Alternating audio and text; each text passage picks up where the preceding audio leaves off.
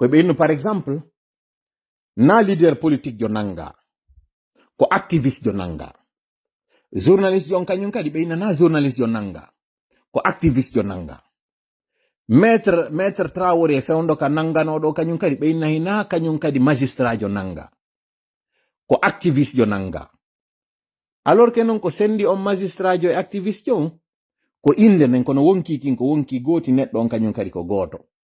ko sendi manifestant jo wonaɗo noddede kaser jo e étudiant jo ko inde nen par ce que on étudiant jo ɗo mo wawi wontude kaser mo wawi wontude on lancowo won no wawi wonde kadi étudiant jo kono ka sendugol yimɓe ɓe waɗa ɓe noneji feddeji ɓe wawa heɓude kañum kadi no ɓe wawa justifirde e mana no ɓe wawa daginirde ko ɓe woni e wadde kon koye ɓe ɗaɓɓo inde ɓe fawa e hoore on tigi yewtere makko nden ɗo no fof ka salagol yeddugol ngol wondema yimɓe maayi ka salagol jaɓugol ngol wondema yo yalto tubana ɓe himo wiwde wondema woodi ko bonna jawdi yimɓe bonnama boutique yimɓe bonnama biroji bonnama alors que noon ɗin biroji ɗon fof no wawi wattede kono wonkiji ittaɗi ɗin ɗi wawata ko wattade kono heɗe noon yi on konto noon journaliste on nangoytamo ɗo noon joni ka yewtere makko. Ceux qui ont été abattus, malheureusement, en grande par les forces de l'ordre, mais également aussi par des privés. Parce qu'il y avait eu des pilleurs qui ont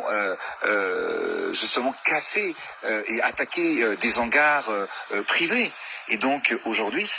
le seul cas aujourd'hui où il y avait eu un étudiant, c'était le cas de celui qui était victime à Diego Suarez. Dans le nord du pays. Bien évidemment, il y avait eu un étudiant qui était à l'intérieur, qui cassait une bijouterie, et malheureusement, les forces de l'ordre, d'après les renseignements que j'ai eu entre les mains, les forces de l'ordre ont évité pour que le pillage s'aggrave. Il y avait eu des tirs, et malheureusement, celui qui a été tombé était, après justement l'incident, seulement ils ont vu que c'était un étudiant. Donc c'était pas un étudiant qui manifestait, mais c'était un étudiant qui était parmi les casseurs et les pilleurs. Voilà. Oyiɗo ko min on kon ko sendi étudiant jon e casseur jon ko inde nden omo ɓeynata casseur ko lancoɓe étudiant ko jangowo min ni non jangowo no wonta lancowo kan no wawi wonde ara ko jangowo journaliste jon noon ka waɗanimo ɗon pircongol ko ka woni justifiede ɗon o inni wi woodi goto mayɗo alors que non ko noga e goɗɗo wara o inni on kañum kadi waraɗo ɗon hari na étudiant jo haysi ko étudiant jo hari o yehi e nokkure nde tawata ɓe arɓe tawimo ka mulle yeyete tawimo lancude force de l'ordre on noon fiwata lancugol ngol ɗuɗu ɓe fellimo kono tawi ɓe andano jaka ko étudiant jo ɓe felliralimo ɓay ko étudiant jo ko ɓe fellirimo ko ɓayhimo e nokkure nde tawata hari kanko o wujjayno woni joni noon o toñi force de l'ordre on ɗon o wi ko kamɓe waɗi ka haala ɗo ɓe nani ka mettiɓe o wi kañum kadi privé ɓe e mana société de gardiennage ji ɗin ka tawata haara ɓay tun ko galle woɓɓe boutique ji woɓɓe sutanano o wi kañum kadi woodi ɓen felluɓe tawoɓe ɓen hina force de l'ordre on o wi malheureusement on wonaɗo e wiyede ɓay mo andi ɓe no humpiti étudiant ɓe warama mo andi kadi étudiant ɓe ɓen ko revendique inni hande kadi ko ma o yaha ɓay tun o felli woɓɓe e maɓɓe o reconnaît so inni o étudiant jo ko goto maayi kono on kañum kadi na faboy ko étudiant jo o warira na ɓay himo dartanade haqqeji makko ɓay o yeehi o naati e wujjugol hande kadi jentite noon journaliste jonko woni mo e wadde ɗo ko. Vous dites aujourd'hui que aucun manifestant n'a été abattu par les forces de l'ordre à part cet étudiant de Diego. Vous confirmez qu'aucun manifestant n'a été abattu par les forces de l'ordre à part l'étudiant de Diego? Ce sont les rapports que j'ai entre les mains aujourd'hui. Hiɓe andi na on ɗon tu wara journaliste jon innimo o wi'i onon président wondema étudiant jo ko goto wara hiɗon confirmude ɗum ɗo wondema étudiant jo go waraka sina ɗum o wowlude kañum kadi date o ngo inna ko date kaarijo ko ɗum ɗon kañum kadi ko ndeññande force de l'ordre o yaltuno waɗi ɗum ɗon o ya noon ɓayi no andi kañum na ɗum ɓe jogui comme rapport na ɗum ɓe jogui comme information par ce que ils sont sur le terrain o andi ɓe hewtoya e ɗon tun o inni ko ɗum ɗo woni komi yeyata ko ɗum min komi andina ko on rapport ɗo woni komi andina président noon de la république hanoɗo andude piiji ɗin fop e nder leydi ndin ino ko wiɗo ko jentite noon journaliste on kon ɗum woni mo e addande noon hollugol mo wondema ko woli ko na gonga o fena e woni. Vous dites que des pilleurs ont été abattus donc dans la nuit du 25 au 26 septembre, sauf qu'en fait, selon tous les témoignages, les forces de l'ordre n'ont pas réagi durant la nuit du 25 au 26. Il n'y a pas eu d'intervention des forces de l'ordre, ou très très peu. Comme je vous l'avais dit. Yala. O yiɗo o toñi o inni ko force de l'ordre on ndeññande ɓe yaltu no ɓe hawri e suka eti diyanjo kono ɓay hari mo lancude mi yetike on noon piège on sait que parce que jama on famali kon ɗum waɗi si soriɓe ɓen ɗo yalti ɓe famali ko honno kadi o piégera ha ɗum ɗo yawiri ni wawi latorade ni mi andina on o wiyeteɗo ɗo André Rajoel fi yo ɓeɗo continue fellugol yimɓe maɓɓe ɓen salaire policier jo ko terlen 100 à 200 euros o noddi ɓe ka feccere lewru ndun o waɗani ɓe liste wonnoɓe yaltude waɗa répression ɓe mari goɗɗo e maɓɓe to wiyeteɗo ko Rambo ka ko ɓe innatamo ko Schwarzenegger wonɗo répressif wawɗo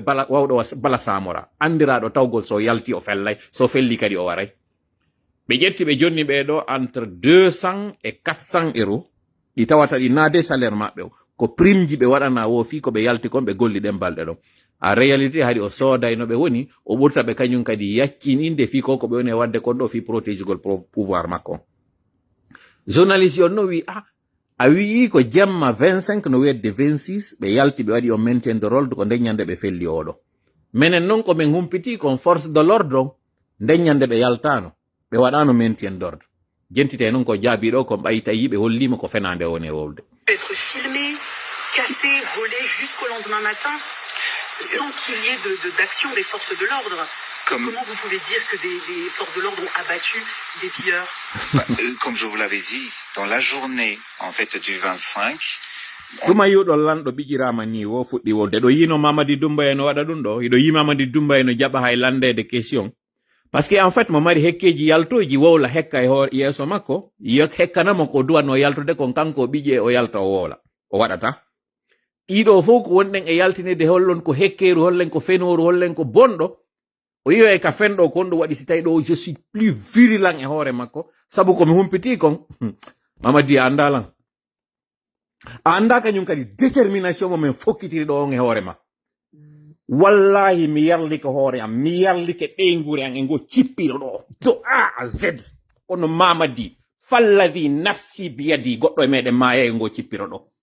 fallavi nafsi biyadi Mamadi Doumbouya si Allah jaɓi a maya e ngo cippiro ɗo ayi way kañum kadi yimɓe maɗa men fof kadi yahay ɓay tun a décidi a golliray o jalanjima tu as décidé que tu vas défier le peuple tu vas traumatiser les gens tu vas voir nous sommes plus déterminés que toi Mamadi Doumbouya dans cette lutte advienne que pourra si tu veux tu vas tuer toute la population guinéenne toutes les familles de ces personnes qui sont en train de résister contre toi tu ne feras que durcir notre engagement notre détermination à en finir avec toi. Je te dis ça, je le dis en français, pour que tu comprennes. Je sais que tu comprends très bien Pulaar. Ta copine de Mali, tu sais très bien, et demande-la, elle va t'expliquer qui je suis. Puisque tu ne sais pas de quoi tu t'embarques, demande à Sanusi qui je suis. Tu le sais déjà très bien. Mais ce que tu ne sais pas, c'est que tout ce que tu es en train d'entreprendre, cette barbarie que tu as en projet. Mamadi Doumbouya, tu as joué bébé. À moins que tu décides d'être le plus grand titulaire de l'humanité, et là encore, ça va être nous à notre avantage, à moins que tu décides de faire une boucherie. Je n'en disconviens pas. Mais penser pouvoir nous atteindre, nous intimider ou éteindre ce mouvement, cette détermination que nous avons, tu t'es trompé. Tu t'es trompé, mais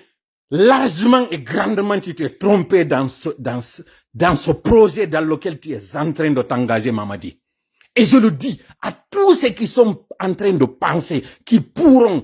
gagner cette lutte-là. Je vous dis que vous avez déjà perdu d'avance cette lutte. Et vous allez le voir, Inch'Allah. Ce président, il ne pensait pas il y a quelques semaines qu'il pouvait être dans cette situation d'exil. Il pensait pouvoir rester au pouvoir parce qu'il bénéficiait du soutien de certains bidas, parce qu'il avait la garantie de la France, que la France va le protéger. Oui, la France l'a protégé, mais c'était pour le faire sortir de son pays et désormais il va être un exilé. Désormais, André, tu vas comprendre c'est quoi la sensation, c'est quoi le sentiment, c'est quoi le vécu de nous qui sommes en train de nous battre ici pour que nos pays puissent émerger, pour qu'il y ait la justice, l'équité et le développement dans nos pays. Mais continuons. D'action des forces de l'ordre. Comment vous pouvez dire que des forces de l'ordre ont abattu des pilleurs? Comme je vous l'avais dit, dans la journée en fait du 25. En fait, ɓayɓe ɓe ƴiimo emo justifiede noon kamɓe piège on o waɗi parce que o yalti o tooñi force de l'ordre on wini ko kamɓe yalti. Joni noon puisque emo tooñude ɓe inna ko kamɓe woni e warude jentiteɗo noon piège mo ɓe waɗi on mi feƴƴina ɗo yewtere nden tinna nanon ɗo. Les forces de l'ordre étaient en mode de maintien de l'ordre. L'ordre n'a été donné que très tard de changer le maintien de l'ordre, justement en ROP, ko retour à l'ordre, kono modi kono. Rétablissement de l'ordre public. Voilà, c'est ça, l'établissement de l'ordre public. En fait, ko code ji ɗiɓe jogi, d'accord, policier,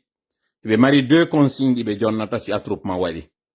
Dispersez-les et arrêtez-les. Dispersez-les ko tuma tawi ɓen waɗuɓe manifestation na hanoɓe nangede. Rewɓe, fayɓe, mawɓe, belsuɓe. Si ɓe humpitike nature manifestant ɓe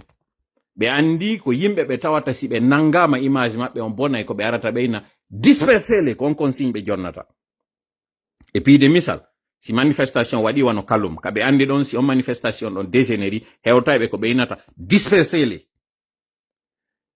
Si ɓe andi waɗuɓe manifestation on si ɓe accama ɗon ɓe bloqué joni lawol ngol lawol ɗon si bloqué ɗum ɗo waɗay conséquence ji nokkugo ko ɓeynata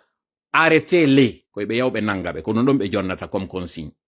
Ça c'est au niveau des consignes. Ɓe mari kadi code ji ɗin code ji ko honɗum ko maintien d'ordre MO maintien de l'ordre MO maintien de l'ordre public ɓeyna ɗum MOP et ROP ko retour à l'ordre public. Si namano retour à l'ordre public na gaz lacrymogène hande kadi yaltinte. Si on code ɗon jonnama ka radio jarayno anda ɓe autorise ɓe hande kadi si ɓe yaade waɗgol intervention et manifestation si ɓe ni ko gaz lacrymogène arayno ton jogiiɓe ɗiɗo pinkaje ko nun ɗen pinkaje ɗiɗi jogorte ko fi an ka si ɓe hewti manifestant ɓe ɓen tawino jogii kañum kadi pinka koye taw ko ɓeɗo couvrata ɓe fiwata otoje maɓɓe ɗen felle pas à tous les cas kono haala ɓe mari sifa oɗo gooto ma ɗiɗo no anda kañum kadi si goɗɗo felloyama ko oɗo haray ma goɗɗo e ɓeɗo waɗi le plus souvent noon ko gooto ɓe jonnata fiwata confusion waɗu ko ɗum ɗo fof non anderton si CNRD no falano wadde justice waraɓe ɓen fof pendant les 11 ans ɓe wawi andude unité kala ko unité hombo intervenuno par exemple a Koloma ko unité hombo intervenuno a Kippe ko unité hombo intervenuno a Hamdallahi on unité ɗon kañum kadi ɓe andi e nder on unité ko hombo jonnano finkari ndin e maɓɓe pay ko warano kun fewno manifestation courant on mi wanno on tuma technique mo tawata onon on famano ko non Charles Wright waɗirano enquête ha ɓe nangi ɓen policier ɓe ɗiɗo ɗon kaka mi yuno ɗon woɓɓe filmi événement on tayle c'était faux mais joganoki image on sabu konko mi wowluno ɗum ɗon ko ɗum ɗon ɓe innirno puisque noon yaltino e kombo wonɗo kamɓe tigi ɓe nangoymo. C'est des stratégies de communication ji tawata wonde meɗen mari ɗo pour les contraindre à faire ɗum le waɗino gibi 2022 ko hande ɗon woni arde mi waɗana on révélation ko on ɗum waɗuno on manifestant jo maynoɗo ɗon fewndo courant on mo ɓe warno on fewndo pharmacie ko on no tawiri enquête waɗi fi on ɗon ɓen policier ɓe ɗiɗo yaltinanoɓe ɗon inna jugeama ko on ɗum waɗi si ɓe yaltino ko par ce que mi gayno live on tum ɓe contactimi minni mi vidéo on jonnoyama o procureur jon tumatay enquête waɗi tumatay enclenchama procédure on e kadi wono e viral on tuma noon andite hari il tenait beaucoup à leur image fewndo on tuma mi andina on noon Charles Wright o omo won ɗon e yiide ɗo je le connais mieux que ko sikkuɗon kon que je le connais à part koko won ɗon e yiide kon ɗo foppino wole fi makko ɗo ni je le connais pour avoir connu mo jangguide e muɗum dans la même université. Et si je voulais, je pouvais aussi être en étroite collaboration avec lui. Fewndo wonno wadde ko moƴƴi ko. Mi andina en non ko kanko waɗno jugement libre foni ke mengi en fewndo tawno on tuma c'était un bon magistrat. Fewndo tawno c'était un bon procureur. Ɗum ɗo c'était juste dit en passant fi o wawa andude.